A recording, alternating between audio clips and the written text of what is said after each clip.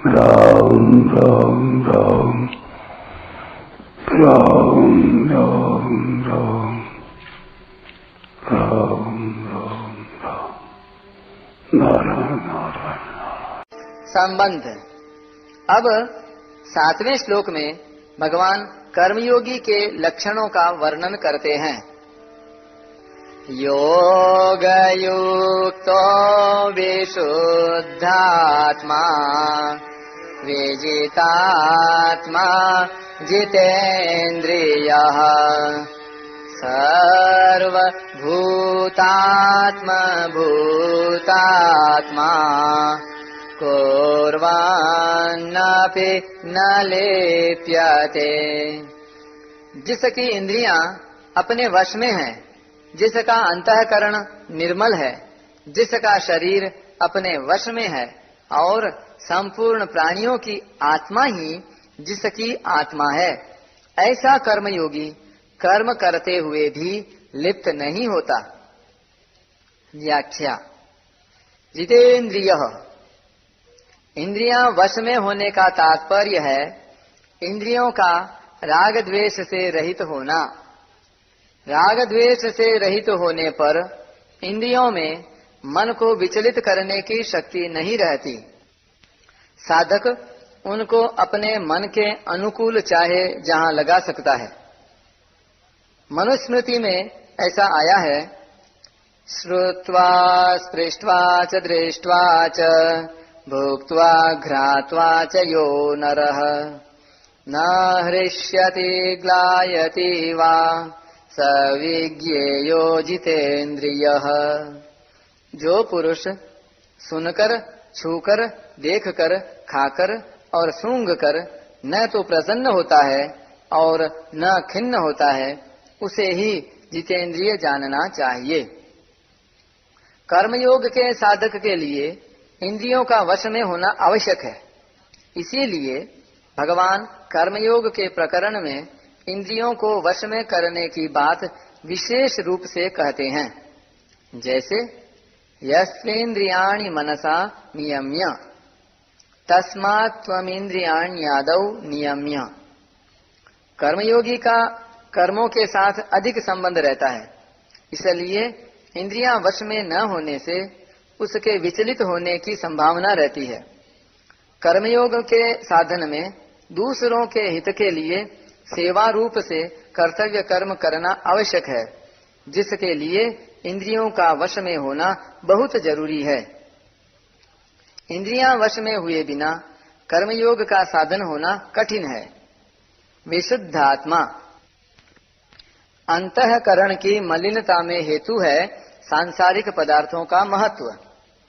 जहां पदार्थों का महत्व रहता है वहीं उनकी कामनाएं रहती हैं। साधक निष्काम तभी होता है जब उसके अंतःकरण में सांसारिक पदार्थों का महत्व नहीं रहता। जब तक पदार्थों का महत्व है तब तक वह निष्काम नहीं हो सकता। एक परमात्म प्राप्ति का दृढ़ उद्देश्य होने से अंतःकरण की जितनी जल्दी और जैसी शुद्धि होती है, उतनी जल्दी और वैसी शुद्धि दूसरे किसी अनुष्ठान से नहीं होती। इसलिए कर्मयोग में एक उद्देश्य होने की जितनी महिमा है, उतनी किसी की नहीं। विजित आत्मा, कर्मयोग में शरीर के सुख आराम का त्याग करने की बड़ी भारी आवश्यकता है।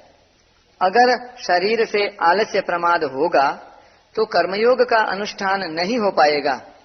अतः यहाँ भगवान ने शरीर को वश में करने की बात कही है। सर्वभूतात्म भूतात्मा, कर्मयोगी को संपूर्ण प्राणियों के साथ अपनी एकता का अनुभव हो जाता है। टिप्पणी। चाहे अपने शरीर से असंग हो जाएं, चाहे अपने शरीर जैसे संपूर्ण प्राणियों के शरीरों से एकता मान लें, दोनों का परिणाम एक ही होगा।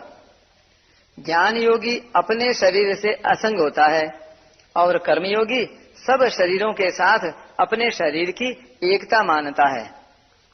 एकता मानने से वह उदार हो जाता है। जैसे शरीर के किसी एक अंग में चोट लगने से दूसरा अंग उसकी सेवा करने के लिए सहज भाव से किसी अभिमान के बिना, कृतज्ञता चाहे बिना स्वतः लग जाता है।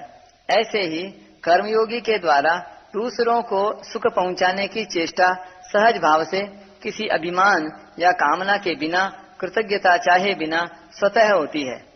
वह सेवा करने के लिए किसी भी प्राणी को अपने से अलग नहीं समझता, सबको अपने ही अंग मानता है।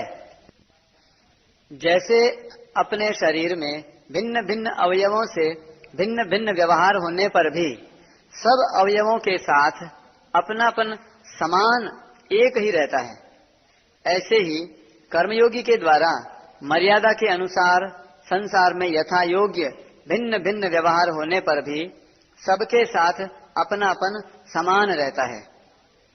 अपना राग मिटाने के लिए सर्वभूतात्म भूतात्मा होना अर्थात सब प्राणियों के साथ अपनी एकता मानना बहुत आवश्यक है।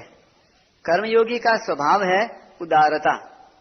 सर्वभूतात्म भूतात्मा हुए बिना उदारता नहीं आती। विशेष बात, क्रिया और पदार्थ के साथ हम निरंतर नहीं रह सकते और वे हमारे साथ निरंतर नहीं रह सकते। कारण यह है कि क्रिया और पदार्थ में निरंतर परिवर्तन होता है, पर हमारे में स्वरूप से कभी परिवर्तन नहीं होता। इसलिए क्रिया और पदार्थ निरंतर हमारा त्याग कर रहे हैं। हम भी इनका त्याग करके ही मुक्ति पा सकते हैं, परम शांति पा सकते हैं। इनके साथ रहकर हम मुक्ति परम शांति नहीं पा सकते, क्योंकि इनके साथ रहने का हमारा स्वभाव नहीं है और हमारे साथ रहने का इनका स्वभाव नहीं है।